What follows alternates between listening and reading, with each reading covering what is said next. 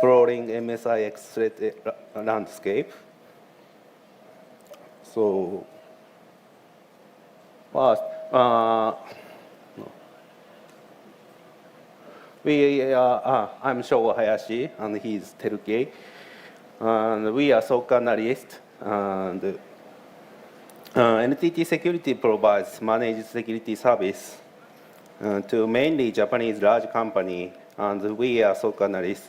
We usually analyze EDR logs and network logs, and if we find some malicious behavior, then we report to customers. So we also do the threat research, and we create custom rules for detecting against new cyber attack. We usually make blogs and white paper when we find interesting cyber attacks, so please check it. Japan gets many cyber attacks from neighbor country. Mostly it's Japanese, but you can use translator. So this is agenda. First, I will introduce what MSIX file is and how threat actor abuse it. Later, Yoshikawa introduced some new MSI abuse techniques and countermeasures. So, its overview. MSIX is relatively new installer package format introduced in 2018 and supported in Windows 10 and Windows 11. It was developed as a later model to MSI and AppX files, and is more modern file format. Main files contain application configuration information and information related to code signing certificates. A code signing certificate is required during installation. Main files contain application, and in addition, since MSIX applications can run on a variety of devices, there are VFS, Virtual File System, and PSF, Package Support Framework, as a mechanism to maintain compatibility. So I will introduce it more detail later. So this is Virtual File System. So VFS is in MSIX is a feature that redirects access to non-Windows folders to a VFS folder contained in MSIX file.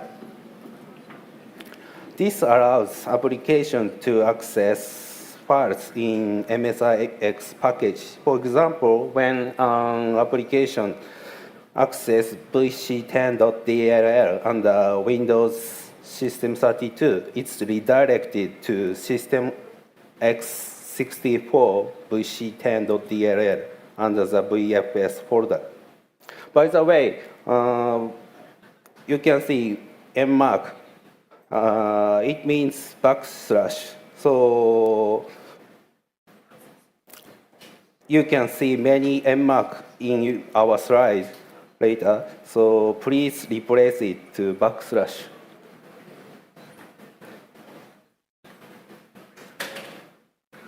So this is package support framework. So package PSF is a framework that enables applications to run in MSIX containers without modifying the source code of existing applications. When using PSF, the package must contain the configuration files, config.json, and the PSF launcher, and PSF runtime, and PSF run DLL. PSF has the ability to run arbitrary PowerShell scripts before or after the application is run. It also has the ability to support the application's behavior with DLL files. For the purpose of our presentation, MSIX container is defined as the environment in which a full trust application is running. Full trust application is a packaged version of traditional desktop application that runs at medium integrity level. Applications running on the MSIX container are partially virtualized, such as HKCU and AppData. So about HKCU, for writing writes under the HKCU go to per user, per app private location. About AppData, for writing new files and folders creation under some of AppData folders is redirected to per user, per package private location. About well-known folders, for reading files in well-known subfolders in VFS are merged with local system counterpart. So the process is inside MSXI container has a package identity. As the slide shows that you can see the process name is followed by a package ID. This is shown in the following order, name, version, and resource ID. Name, version, architecture, and resource ID, each separated by underscores. So you can see also the token and the ACLs of process as shown in the figure. There are two main ways to install applications packaged with MSIX. The first is to install by double-clicking on the file with the MSIX extension downloaded to the desktop or other application. The other is to install seamlessly from the internet using app installer file. Note that the MSIX file is in zip format and the app installer file is in XML format. Both can be installed by PowerShell commands. So I'll talk about non-MSIX malware. This is a timeline of cyber attack we have observed that abuse MSIX file. Most of them are crime actors. It's used by malware as a service, so many actors and campaigns use malicious MSIX. Most of the malware is information stealer, such as Redline or Luma stealer or Raccoon stealer, and so on. We have observed many malicious MSIX files, all of which can be divided into two types. In both cases, the attacker prefers to use a third-party MSIX file creation tool called Advanced Installer. The Advanced Installer allows the attacker to create MSIX files more easily than the package and signing tool provided by Microsoft. The left of the slide shows the pattern of using a malicious executable as the body of the application. This is a technique used mainly in bootloader campaigns. When MSIX is executed, the malicious application is executed via Advanced Installer. The right side of the slide shows the pattern for using malicious PowerShell script with PSF. PSF has the ability to execute arbitrary malicious PowerShell scripts before or after the application is launched. When MSIX is executed, a malicious PowerShell script is executed via Advanced Installer, and finally malware is executed with the PowerShell process. This is the actual PSF-based PowerShell code in use. The malware is downloaded in base 64 encoded and decoded locally before execution. Besides, malware runs in PowerShell process, so it makes very difficult for security product to detect. So I will switch to Teruki. He's going to talk about new MSIX abuse technique.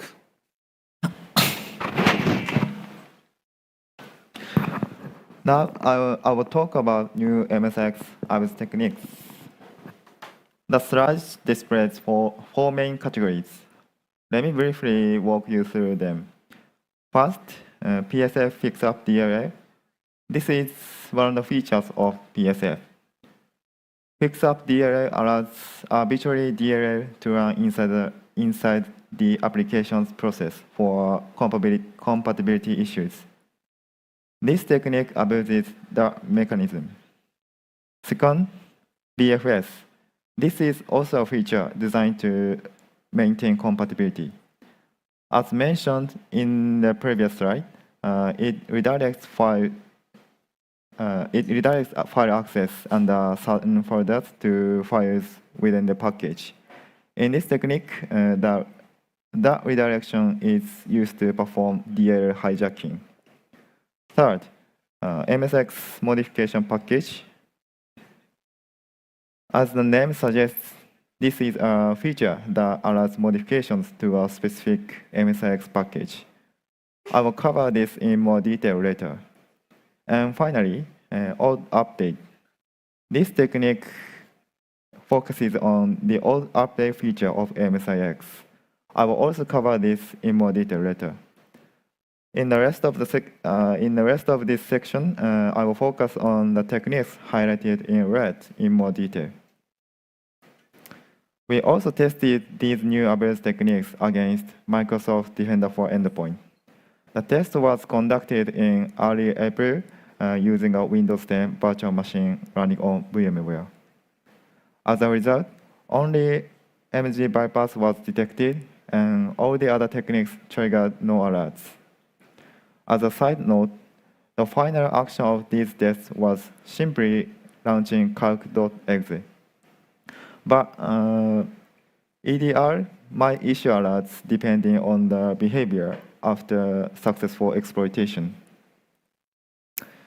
Let's move on to the first technique, MSIX-based AppDomainManager injection. Before I explain how MSIX can be leveraged to perform AppDomainManager injection, let me explain 4 prerequisite knowledge. First, I will talk about .NET Framework and its configuration files. This technique takes advantage of how .NET Framework behaves. .NET Framework allows users to control how applications run via configuration files.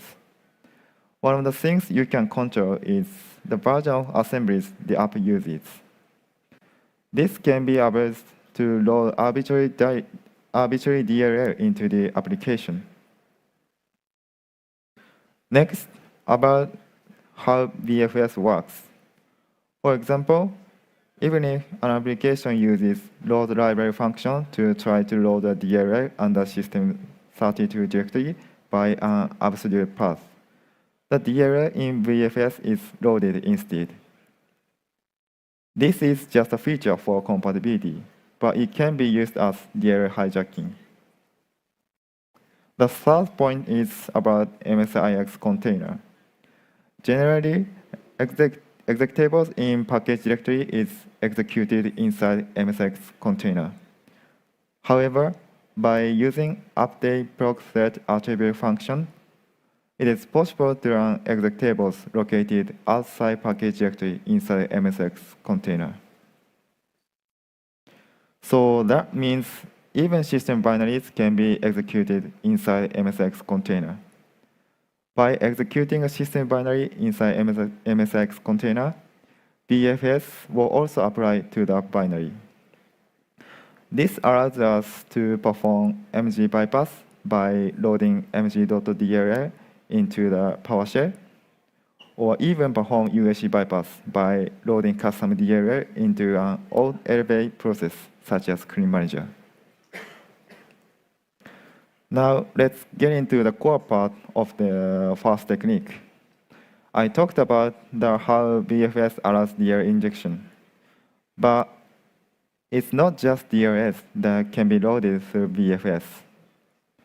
In this attack technique, I utilize BFS to load a configuration file instead. This enables us to load an arbitrary configuration file into a .NET binary located in system directory. And eventually, I can execute an arbitrary code in that process.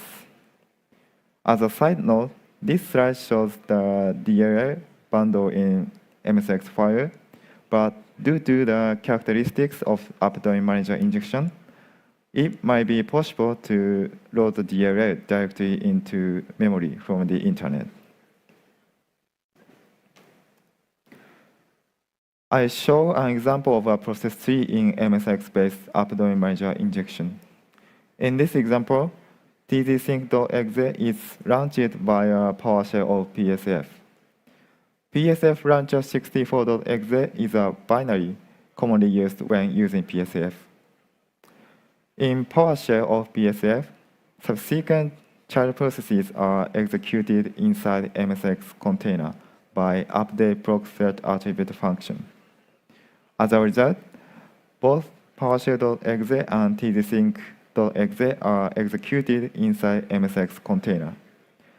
This allows BFS to apply to them, and tzsync.exe loads a configuration file in package directory. The next technique is MSIX modification package. This feature allows user to modify the behavior of existing MSIX applications. By installing a modification package, a user can partially override the behavior of third-party applications. Importantly, the certificates for target MSIX and the modification package can be different. This attack technique also takes advantage of BFS. By applying a modification package, the target MSIX application begins loading files from BFS within the modification package. This makes it possible to hijack third-party applications. Let me mention a similar case carried out by Ocean Loaders. The MSD file is to modify or customize MSI file, and it is nearly equivalent to modification package in the context of MSIX. Ocean Loaders use this to execute a malicious DLL within MSD file, while disguising it as part of a legitimate installer. The modification package approach can be used to perform similar attacks. Finally, old update. This technique abuses the old update functionality of MSIX. One key advantage of this approach is the malicious contents can be delivered after installation. This might help avoid suspicion from both users and security products at the time the MSIX file is first installed.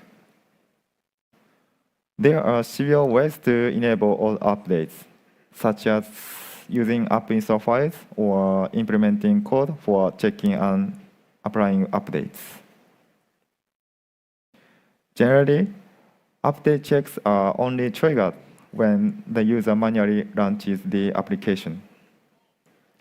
However, from an attacker's point of view, it's more desirable to have these checks run automatically. There are a few ways to achieve this. First, when an application is installed via app install file, it will automatically check for updates every 8 hours in the background. Another option is to use background tasks. This is a mechanism that allows lightweight code to run in the background based on triggers. By implementing code for updates inside our background task and registering it with a chime trigger, you can schedule periodic update checks. This approach allows the user to trigger update checks every 15 minutes at the shortest. Here's an example of how this technique can be put into practice. All components in the slide are assumed to be bundled in a single MSIX file. The entry point of this MSIX file is psf launcher64.exe, which acts as a wrapper to launch a legitimate binary. To use background tasks, they need to be registered first. In this example, I use PSF to inject a custom DLL into the process of the legitimate binary. And the DLL then handles the background task registration. The background task does two things. First, it checks for and installs updates. Second, it runs another program. This program was delivered as part of the update. So to sum up, the background task triggers update check request to the attacker's infrastructure every 15 minutes. And if an update is available, it installs the update components and runs malicious code without any user interaction. In this implementation, the update check traffic comes from SVC host, which makes it look more legitimate. Next, I will talk about possible countermeasures against MSIX-based attacks. There are three types of countermeasures. First, indicators of attack. In this presentation, I will show examples of detection signatures using Sigma. And the signature on the slide triggers an alert when DLL in BFS are loaded into system binary. With this signature, it's possible to detect behaviors like MG bypass and UAC bypass utilizing BFS. Next, I show a signature designed to detect MSIX-based AppDomainManager injection. In the EDRs we tested, configuration file load events were not logged. So the previous signature wouldn't catch this behavior. That's why we focus on file write events as a detection method for this case. Second, app control. This is the successor to Windows Defender application control, and it allows user to control the execution of packaged apps. There are two options, package family name based or signature based. You can check the package family name of your MSIX package using get appx package command in PowerShell. And in signature-based methods, you can use a certificate that's issued by a particular CA to a specific company you trust. Lastly, policy CSP. While app control is focused on controlling execution, policy CSP allows user to control installation of packaged apps. And there are two types of policy CSP regarding packaged apps. For example, the application management policy CSP can block non-admin users from installing packaged apps. And the allow all trusted apps setting stops users from installing apps via side loading. Side loading means installing packaged apps directly instead of from the Microsoft Store. Since most MSIX malware is installed this way, blocking side loading is effective. And the desktop AMP install policy CSP can restrict URLs to install packaged apps. As a side note, The enable MSX alert zones and MSX alert zones and described in the Microsoft documentation for desktop app install policy CSP. But based on the registry keys, I figured they fall under this category. To conclude this presentation, we focused our research on MSIX abuse techniques. We haven't observed these attacks in our SOC, but we believe that for proactive cyber defense, even BlueTeam needs to investigate attack techniques. In our SOC, we work to detect threats early, just like in this research. As mentioned in the previous slide, we've already observed many malicious MSX files, and these techniques might be used in real attacks in the future. So, we recommend considering countermeasures against MSX-based attacks. That concludes my presentation, and thank you for listening.